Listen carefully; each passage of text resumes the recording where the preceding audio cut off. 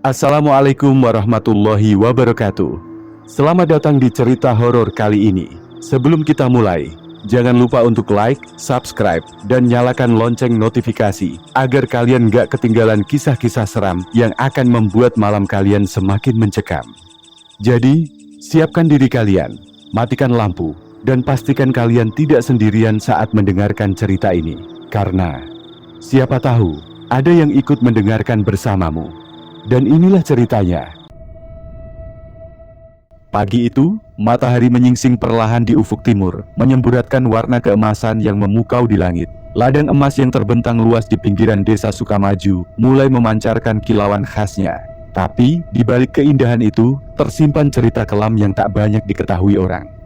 Ladang emas itu, yang dikenal sebagai Ladang Arjuna, bukanlah sekadar tempat menggali kekayaan bumi. Ada sesuatu yang hidup di sana, sesuatu yang bukan manusia, tetapi memiliki ikatan kuat dengan tanah dan misteri yang mengelilinginya. 20 tahun yang lalu, seorang penambang bernama Pak Dirga ditemukan tewas di tengah ladang dengan tubuh membiru dan mata yang terbuka lebar seolah menyaksikan sesuatu yang tak terbayangkan. Sejak itu, berbagai kisah tentang penampakan dan suara-suara aneh mulai menyebar di kalangan warga desa. Namun, kehidupan di Sukamaju tak pernah benar-benar berhenti. Para penambang tetap berdatangan, tergiur oleh kabar tentang betapa kaya mineral di ladang itu. Salah satu dari mereka adalah Raka, seorang pemuda berusia 27 tahun, yang baru saja pindah ke desa bersama istrinya, Wulan. Raka adalah tipe orang yang tidak percaya pada cerita-cerita mistis. Baginya, semua itu hanyalah akal-akalan orang malas yang takut bersaing di ladang emas. Ia bertekad untuk membangun masa depan di tempat itu, meskipun Wulan merasa ada yang ganjil sejak mereka tiba. Malam pertama mereka di desa, Wulan bermimpi buruk. Ia melihat sosok perempuan tua dengan rambut putih panjang berdiri di tengah ladang. Perempuan itu mengenakan kebaya kuno berwarna merah, dengan mata yang memancarkan keputusasaan dan amarah. Ketika Wulan mencoba mendekat, perempuan itu tiba-tiba berubah menjadi bayangan hitam pekat, dan melayang ke arahnya dengan kecepatan luar biasa. Wulan terbangun dengan nafas tersengal, keringat dingin membasahi tubuhnya. "Kenapa sayang?" tanya Raka yang terbangun karena suara istrinya. Aku mimpi buruk," jawab Wulan, suaranya gemetar. "Ada perempuan tua di ladang. Dia seperti sedang memanggilku." Raka tertawa kecil, berusaha menenangkan istrinya. Itu hanya mimpi. Mungkin kamu terlalu lelah setelah perjalanan panjang kemarin." Wulan hanya mengangguk, meski hatinya masih gelisah. Ada sesuatu dalam mimpi itu yang terasa terlalu nyata, terlalu mendalam untuk diabaikan. Keesokan harinya, Raka mulai bekerja di ladang emas. Ia bergabung dengan kelompok penambang yang sudah lama menetap di sana. Di antara mereka, ada seorang pria tua bernama Pak Sarno, yang dikenal sebagai penjaga tradisi dan pengetahuan lokal. "Raka, ladang ini memang penuh harta, tapi juga penuh rahasia," kata Pak Sarno saat mereka istirahat di bawah pohon besar di pinggir ladang. "Rahasia apa, Pak? Jangan bilang soal hantu penunggu itu," balas Raka sambil tersenyum sinis. Pak Sarno menatapnya dengan serius. "Kamu mungkin menganggapnya lelucon, tapi banyak yang sudah jadi korban karena meremehkan. Perempuan tua yang sering muncul dalam cerita orang-orang, dia bukan sekadar hantu. Dia adalah penjaga tanah ini." Raka menggeleng pelan, berusaha menepis rasa takut yang mulai merayap. "Pak, ini abad ke-21. Kita harus percaya pada fakta, bukan cerita-cerita kuno." Pak Sarno hanya tersenyum tipis, seolah tahu bahwa kata-katanya tak akan didengar. Namun, sebelum meninggalkan Raka, ia memberikan sebuah pesan. "Kalau suatu saat kamu mendengar suara tangisan di malam hari, jangan sekali-kali keluar dari rumah. Tetaplah berdoa dan jangan lupa hormati tanah ini." Raka mengabaikan pesan itu, menganggapnya hanya omong kosong orang tua. Tapi, di malam ketiga mereka tinggal di desa, sesuatu yang aneh mulai terjadi. Angin malam bertiup kencang, menggoyangkan pepohonan di sekitar rumah Raka dan Wulan. Suara burung hantu terdengar nyaring, membuat suasana semakin mencekam. Wulan yang sedang memasak di dapur tiba-tiba mendengar suara lirih seperti seseorang menangis di luar jendela. "Raka, kamu dengar itu?" tanya Wulan, menghentikan kegiatannya. "Dengar apa?" balas Raka yang sedang membaca koran di ruang tamu. "Suara tangisan. Sepertinya dari luar. Raka berdiri dan berjalan ke dapur, mencoba mendengarkan dengan seksama. Suara itu semakin jelas, suara perempuan menangis dengan nada pilu yang menyayat hati. "Ah, mungkin itu suara angin," kata Raka, meski dalam hatinya ia mulai merasa tidak nyaman. Namun, Wulan tidak bisa mengabaikan perasaannya. "Aku yakin itu bukan angin, Raka. Suaranya terlalu nyata." Raka akhirnya memutuskan untuk keluar dan memeriksa. Ia membawa senter dan membuka pintu depan dengan hati-hati. Ketika ia melangkah keluar, suara tangisan itu tiba-tiba berhenti, digantikan oleh keheningan yang mencekam. Lampu senternya menyapu halaman, tetapi tidak ada apa-apa di sana. Namun, ketika ia menoleh ke arah ladang emas di kejauhan, Raka merasa seolah-olah ada yang mengawasinya dari balik kabut tipis yang melayang di atas ladang. Ia kembali masuk ke rumah dengan ekspresi wajah yang tegang. "Nggak ada apa-apa di luar," katanya singkat. Wulan menatap suaminya dengan cemas. "Raka, aku nggak tahu kenapa, tapi aku merasa ada yang salah dengan tempat ini."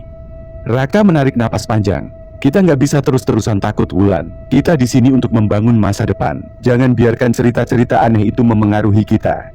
Wulan mengangguk, meski hatinya masih diliputi kecemasan. Ia tahu ada sesuatu yang lebih besar sedang mengintai mereka, sesuatu yang tak bisa dijelaskan hanya dengan logika.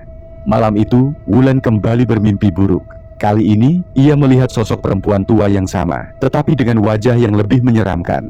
Mata perempuan itu memerah seperti bara api, dan suaranya berbisik di telinga Wulan, "Kembalilah, sebelum terlambat." Ketika Wulan terbangun, ia menyadari bahwa suara tangisan dari luar kembali terdengar, lebih keras dan lebih nyata dari sebelumnya. Tapi kali ini, ia tidak berani membangunkan Raka. Ia hanya duduk di tempat tidur, memeluk lututnya sambil berdoa agar pagi segera tiba. Namun, Wulan tidak tahu bahwa malam itu adalah awal dari terungkapnya misteri besar di ladang Arjuna, misteri yang akan mengubah hidup mereka selamanya. Pagi itu, mentari terbit dengan sinar pucat, seolah menegaskan ada sesuatu yang tak beres. Wulan menghabiskan sarapannya dengan tatapan kosong. Pikirannya masih tertuju pada mimpi-mimpi buruk yang terus mengusik tidurnya. Sementara itu, Raka bersiap untuk kembali ke ladang, membawa cangkul dan perlengkapan tambang seperti biasa. "Raka," panggil Wulan pelan. "Ya, ada apa?" jawab Raka sambil mengikat tali sepatu. "Kamu yakin gak mau mendengarkan cerita warga tentang ladang itu? Aku dengar dari Bu Mirah, ada banyak kejadian aneh yang dialami para penambang di sana." Raka mendesah, lalu menoleh pada istrinya. "Wulan, kamu terlalu memikirkan hal-hal yang enggak penting. Kita datang ke sini untuk bekerja, bukan untuk mengurusi cerita hantu." Wulan mengangguk pelan, meski hatinya masih diliputi kecemasan. Sebelum Raka melangkah keluar, Wulan menyodorkan bekal makanan yang telah disiapkannya. "Hati-hati ya."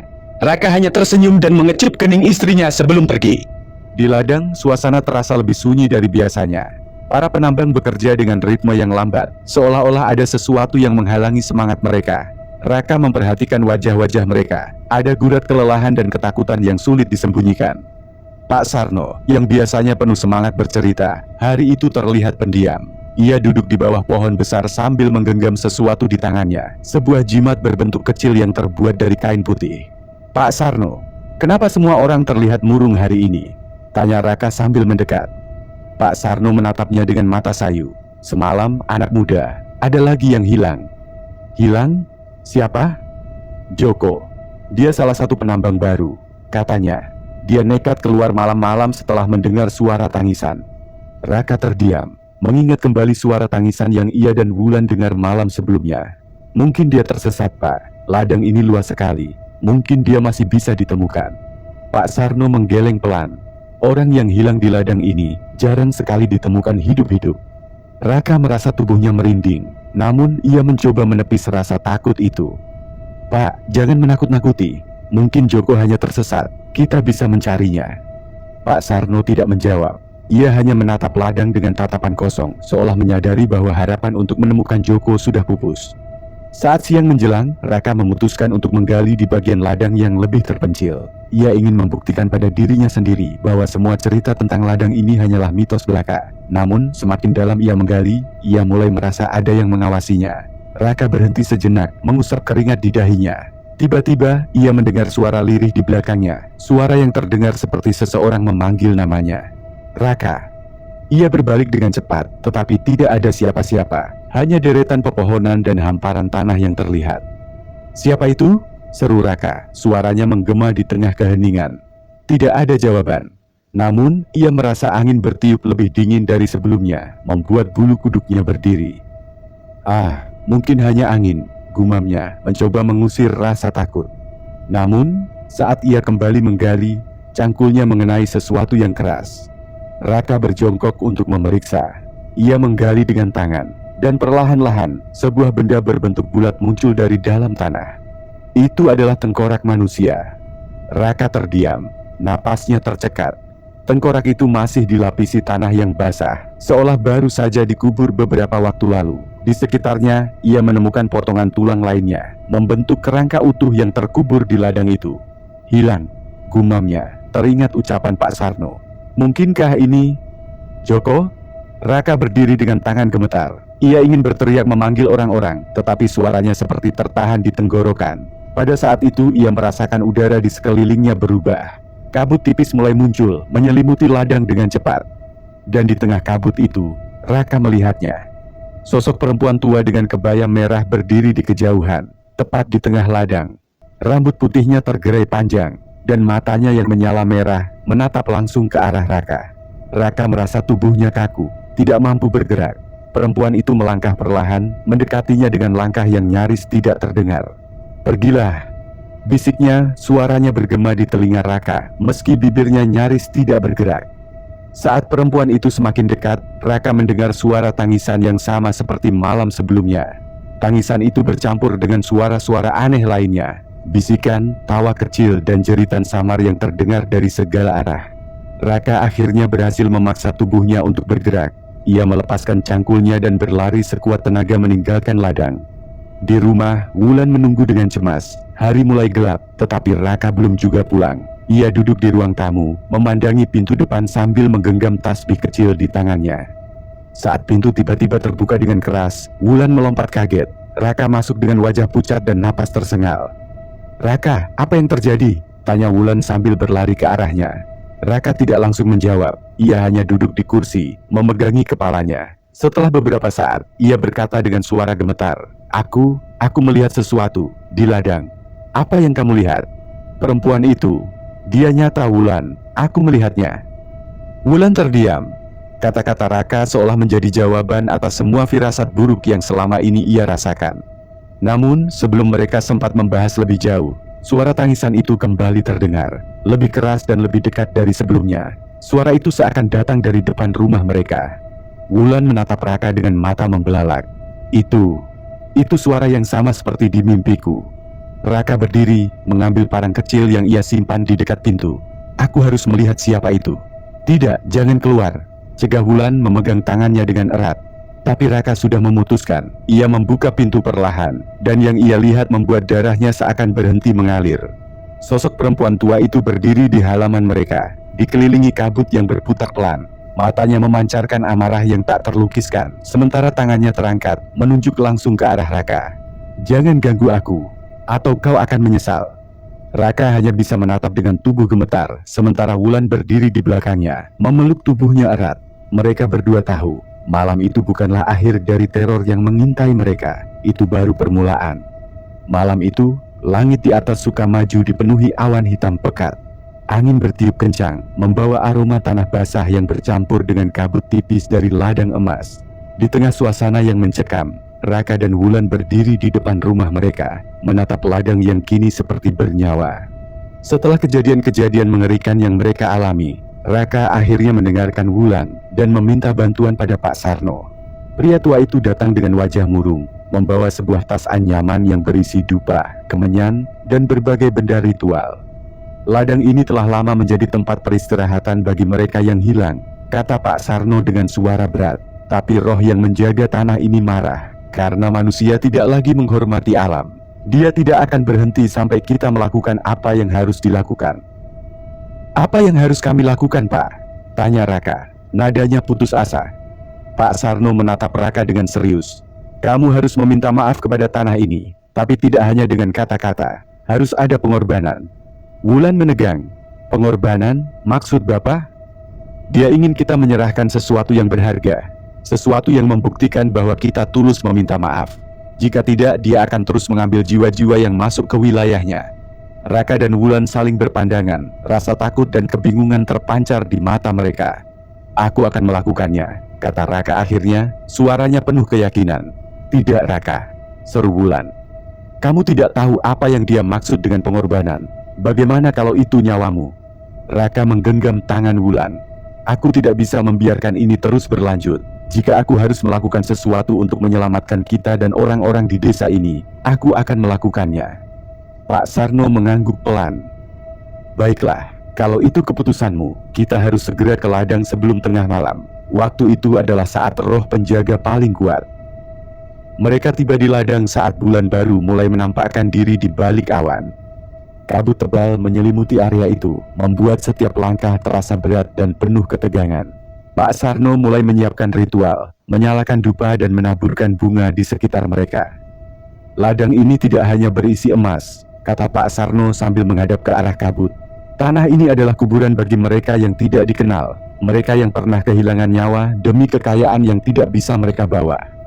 Tiba-tiba, suara tangisan itu terdengar lagi, kali ini lebih keras dan lebih memilukan. Kabut di depan mereka mulai bergerak, membentuk sosok perempuan tua dengan kebaya merah. Ia melayang, menatap langsung ke arah Raka. Kenapa kalian datang? Suaranya menggema seperti ribuan suara yang berbicara bersamaan. Pak Sarno berdiri di depan Raka dan Wulan, membungkukkan badan dalam-dalam.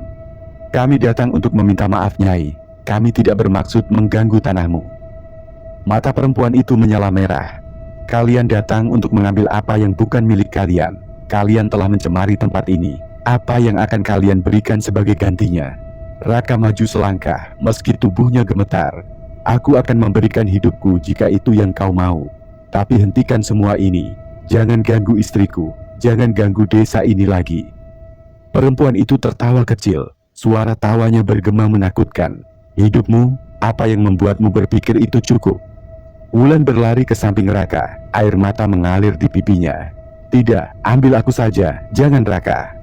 Perempuan itu memiringkan kepala, menatap Wulan dengan mata penuh rasa ingin tahu. Kalian berdua ingin berkorban? Cinta seperti ini jarang aku temui. Tapi ini bukan tentang siapa yang akan mati. Ini tentang siapa yang paling tulus. Pak Sarno memejamkan mata, menggumamkan doa-doa yang semakin cepat. Udara di sekitar mereka terasa lebih dingin, seperti menyerap setiap detak kehidupan. Tunjukkan padaku manusia, lanjut perempuan itu. Apa yang paling berharga dalam hidup kalian? Raka menatap Wulan, lalu kembali menatap sosok perempuan itu. Cinta kami, itu yang paling berharga. Perempuan itu terdiam sejenak, lalu tersenyum samar. Kalau begitu, biarkan aku mengujinya. Tiba-tiba kabut di sekitar mereka menyelimuti Raka dan Wulan. Mereka merasakan tubuh mereka terangkat, seolah berada di antara dunia nyata dan dunia lain. Dalam kabut itu mereka melihat bayangan masa lalu, momen-momen bahagia dan sedih yang pernah mereka lalui bersama. Jika cinta kalian cukup kuat, aku akan melepaskan desa ini. Tapi jika tidak, kalian akan menjadi milikku selamanya, kata perempuan itu. Wulan memegang tangan Raka erat-erat. Aku tidak akan pernah melepaskanmu. Raka menatap Wulan dengan air mata di matanya. Aku juga. Kabut itu mulai memudar perlahan, dan mereka menemukan diri mereka kembali berdiri di ladang. Sosok perempuan itu masih ada di sana, tapi kini ia tampak berbeda. Matanya tidak lagi merah menyala, dan wajahnya terlihat lebih damai. Kalian telah membuktikan cinta kalian. Aku akan pergi, tapi ingatlah, jangan pernah lagi mengganggu tanah ini, katanya sebelum menghilang menjadi kabut tipis yang ditiup angin. Pak Sarno menghela napas panjang, lalu menatap Raka dan Wulan dengan senyum kecil. Kalian telah menyelamatkan desa ini, tapi jangan lupa, penghormatan pada alam harus terus dijaga. Sejak malam itu, ladang emas Arjuna kembali tenang. Tidak ada lagi suara tangisan, tidak ada lagi penampakan. Para penambang bekerja dengan lebih hati-hati, selalu memulai hari dengan doa dan persembahan kecil untuk menghormati tanah. Raka dan Wulan memutuskan untuk meninggalkan Sukamaju dan memulai hidup baru di tempat lain. Mereka tahu bahwa pengalaman itu akan selalu menjadi bagian dari hidup mereka. Tetapi mereka juga sadar bahwa cinta mereka telah membuat mereka lebih kuat. Di atas ladang emas itu, kabut masih muncul setiap pagi. Tapi kini, kabut itu membawa kedamaian, bukan ketakutan. Dan bagi siapapun yang tahu cerita ini, mereka akan selalu mengingat bahwa ada harga yang harus dibayar untuk setiap kekayaan yang kita ambil dari bumi. Parti tapi ala diredom tapi bahadiri tahu.